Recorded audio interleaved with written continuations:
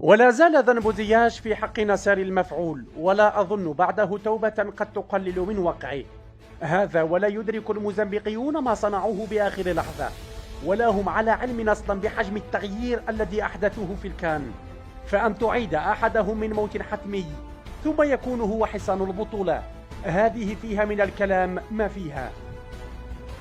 الحياة قد تعطيك فرصا لو أخبروك بها قبل لسخرت من قولهم واعتبرته هراء، تماما كأن تسمع من يهبط لك وأنت على فراش مرض خبيث تصارع الموت.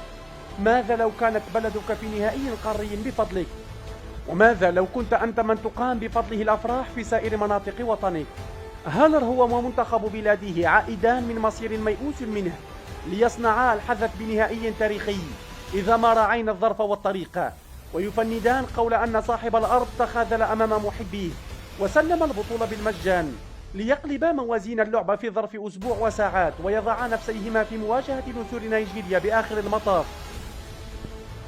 كوت ديفوار نعش مخدوع جعلوه في موكب عزاء لكي يظن الجميع أن العاجيين قد ماتوا، ويخرجون من تحت الركام وها هم يغيرون من أحداث النهاية.